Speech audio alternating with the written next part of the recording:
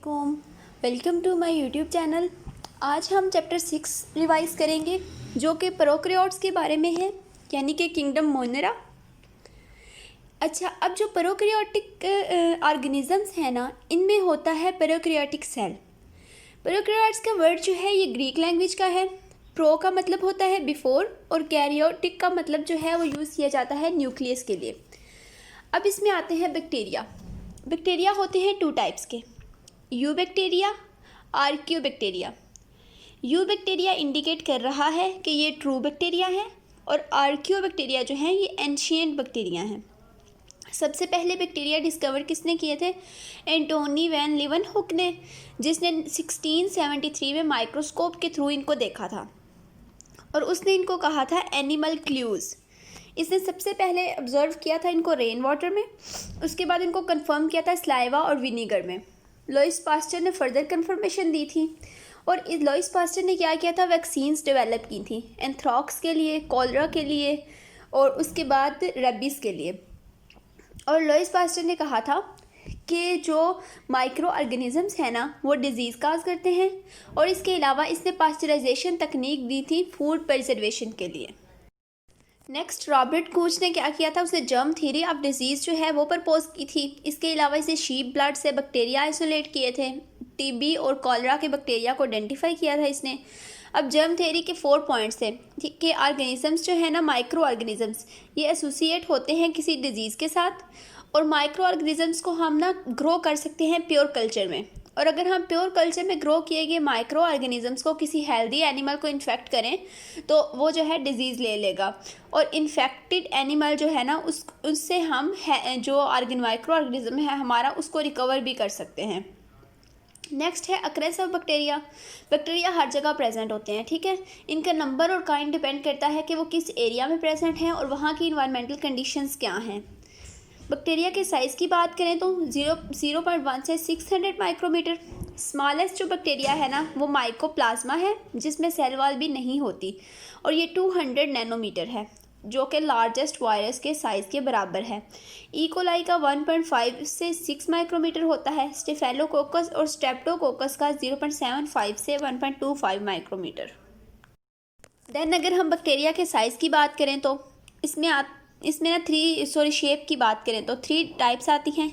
Cocci हैं, bacillus हैं, spiral हैं। कोकाई में आगे से फर्दर डिविजन्स हैं क्योंकि वो किस बेस पे कि प्लेन ऑफ डिवीजन की बेस पे जितनी ज़्यादा डिविजन्स होंगी डिफरेंट टाइप्स बनेंगी। अगर एक प्लेन में होती है तो डिप्लोकोकस है और स्ट्रेप्टोकोकस है, डिप्लो पेयर है और स्ट्रेप्टो चेन है। 2 प्लेन में होती है तो टेट्राड अरेंजमेंट है। 3 प्लेन में है तो सार्कीना अरेंजमेंट है जिसमें 8 सेल्स होते हैं क्यूब लाइक। और अगर इरेगुलर है तो स्टेफेलोकोकस है जो कि ग्रेप्स लाइक लगते हैं। और कोकाई में आते हैं बैक्टीरिया जो नमूनिया काज करते हैं। देन बेसिलस है, ये रॉड शेप होते हैं। डिवीजन इनकी सिर्फ एक ही प्लेन में होती है। सिंगल हो तो बेसिलस बनता है, पेयर हो तो डिप्लोबैसिलस, चेन हो तो स्ट्रेप्टोबैसिलस और इसकी एग्जांपल्स हैं कोलाई और स्यूडोमोनास। स्पाइरल जो होते हैं ये हेलिकल शेप होते हैं। इसमें 3 आते हैं, Vibrio, spirillum, spirochaete. Vibrio comma shape bacteria है यानी ऐसे, और जो स्पाइरलम है ये थिक और रिजिड होते हैं, जबकि स्पायरोचीट जो है ये थिन और फ्लेक्सिबल होते हैं। हाइफोमाइक्रोबियम इसकी एग्जांपल है। बैक्टीरियल सेल स्ट्रक्चर की अगर हम बात करें तो सबसे पहले फ्लैजेला है। Flagella thin hair like appendages होते हैं। फ्लैजेला जो है ये हेल्प करते हैं इनकी मूवमेंट में, ठीक है। इसके अलावा ये कोई केमिकल सिग्नल आए तो उसकी तरफ जाने के लिए भी ये मूवमेंट मतलब उसकी तरफ मूव करते हैं।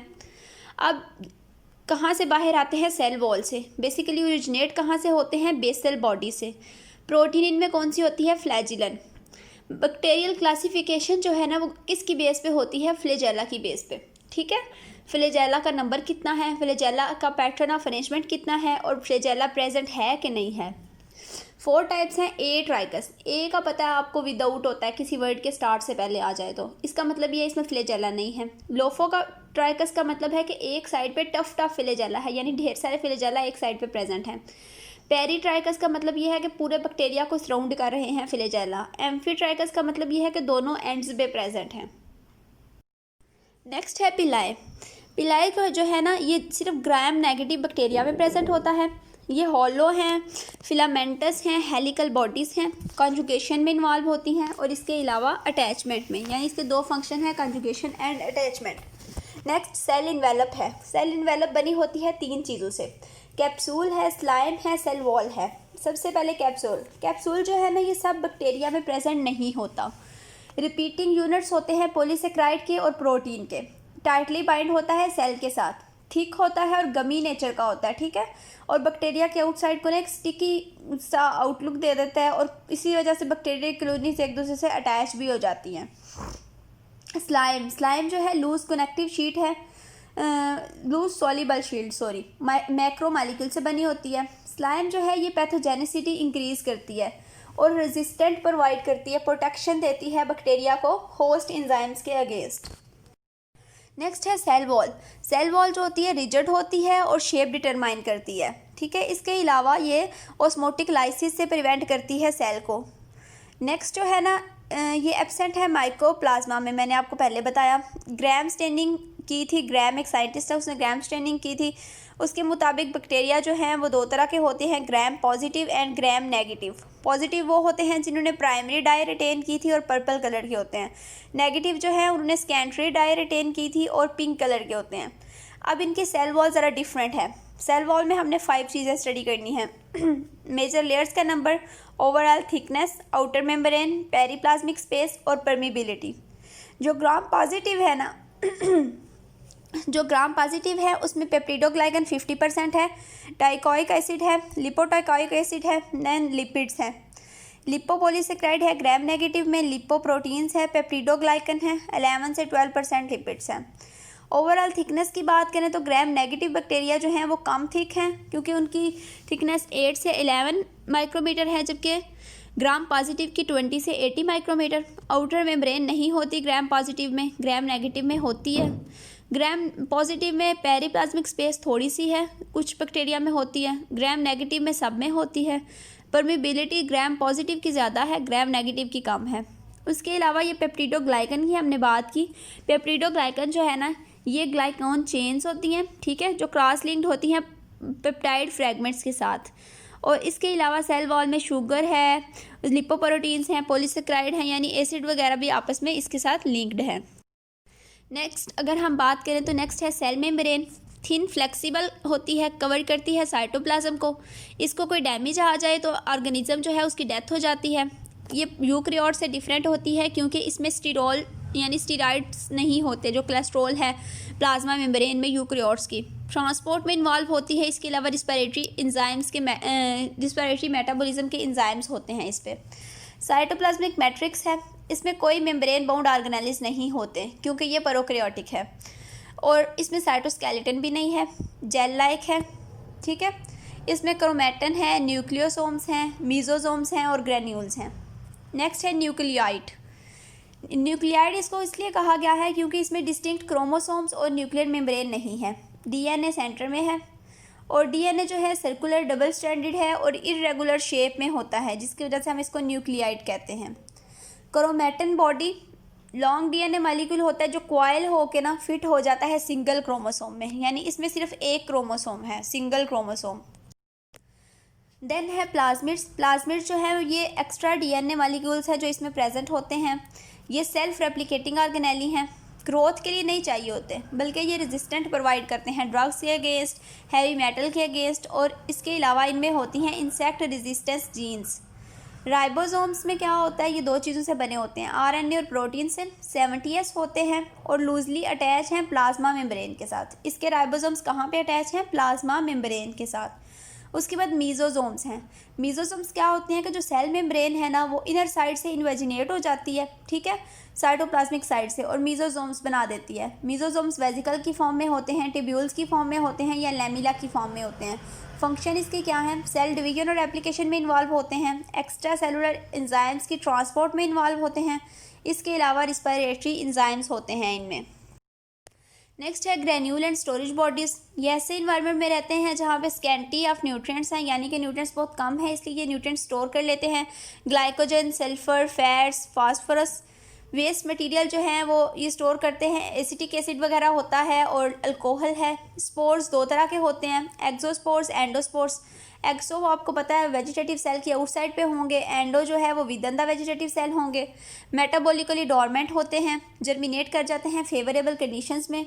फिर सिस्ट बनाते हैं, सिस्ट जो हैं ये डोरमेंट होते हैं, थिक वॉल्ड हैं, हीट रेजिस्टेंट नहीं होते और जर्मिनेट कर जाते हैं जब फेवरेबल कंडीशंस आती हैं। नेक्स्ट है बैक्टीरियल न्यूट्रिशन। हेट्रोट्रॉफिक होते हैं, हेट्रोट्रॉफिक यानी कि डिपेंडेंट होते हैं किसी और पे फूड के लिए। उसमें सेप्रोफिटिक है, सेप्रोफिटिक होते हैं डेड और डिकेइंग ऑर्गेनिक मैटर से फूड लेते हैं, जैसे ह्यूमस है उसको डिकम्पोज कर लेते हैं। कुछ बैक्टीरिया पैरासिटिक होते हैं, होस्ट से फूड लेते हैं। उसके बाद ऑटोट्रॉफिक होते हैं, इसमें फोटोसिंथेटिक है और कीमोसिंथेटिक है। फोटोसिंथेटिक जो है उनमें क्लोरोफिल होता है लेकिन प्लांट सेल से डिफरेंट होता है, साइटोप्लाज्म में प्रेजेंट होता है और हाइड्रोजन सल्फाइड यूज़ करते हैं। इसमें green sulphur bacteria, purple sulphur bacteria और पर्पल नॉन सल्फर बैक्टीरिया आते हैं। कीमोसिंथेटिक में क्या होता है कि ऑक्सीडाइज करते हैं inorganic compounds like ammonia, sulphur, iron और एनर्जी ट्रैप कर लेते हैं उनसे। रिस्पायरेशन दो तरह की है, एरोबिक है, एनारोबिक है। एरोबिक में आते हैं स्यूडोमोनास, एनारोबिक में आते हैं स्पायरोचीट। इसके अलावा फैकल्टेटिव होते हैं जो कि ग्रो कर सकते हैं presence and absence of oxygen में। उसके बाद माइक्रो एरोफिलिक है, इसमें स्मॉल कंसनट्रेशन होती है ऑक्सीजन की। और इसमें आते हैं कंपाइलोबैक्टर। ग्रोथ और रिप्रोडक्शन की बात करें तो बडिंग होती है, जनरेशन टाइम इनका 20 मिनट्स होता है।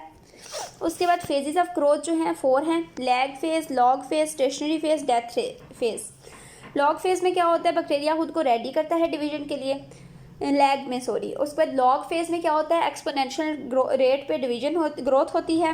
स्टेशनरी फेज में क्या होता है, डेथ रेट जो है वो इक्वल हो जाता है ग्रोथ रेट के। और डेथ फेज में क्या होता है, डेथ रेट ज़्यादा हो जाता है और बैक्टीरिया मरने लगते हैं। इसके अलावा कुछ बैक्टीरिया में कॉन्जुगेशन होती है जिसमें सेक्स पिलाई इन्वॉल्व है।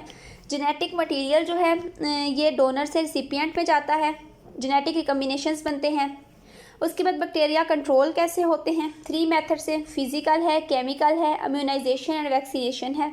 फिजिकल में क्या होता है, स्टेरिलाइजेशन होती है जिसमें हम हीट यूज़ करते हैं, रेडिएशन यूज़ करते हैं, फिल्ट्रेशन करते हैं। हीट दो तरह की यूज़ होती है, मॉइस्ट हीट है, ड्राई हीट है। मॉइस्ट क्या करती है कि वो प्रोटीन्स की कोगुलेशन कर देती है, ड्राई क्या करती है कि ऑक्सीडेशन कर देती है केमिकल कंपोनेंट्स की। रेडिएशन जो है वो हम 300 नैनोमीटर से कम यूज़ करते हैं। गैमा रेज यूज़ होती हैं। उसके बाद एंटीबायोटिक्स जो हैं वो स्टेरिलाइज की जाती हैं मेम्ब्रेन फिल्टर से। याद रखना है गैमा रेज यूज़ होती हैं स्टेरिलाइजेशन में। उसके बाद केमिकल्स में एंटीसेप्टिक्स आते हैं जो हम लिविंग टिश्यू पे यूज़ करते हैं, डिसइंफेक्टेंट्स आते हैं जो हम नॉन लिविंग टिश्यू पे यूज़ करते हैं। उसके बाद हम डिफरेंट केमिकल्स यूज़ करते हैं। देन एंटीबायोटिक्स वगैरह यूज़ करते हैं जो कि बैक्टीरियल ग्रोथ को स्टॉप कर देती हैं। एंटीसेप्सिस अब क्या होता है कि हम क्या करते हैं कि पॉसिबिलिटी ऑफ इन्फेक्शन को कम करते हैं।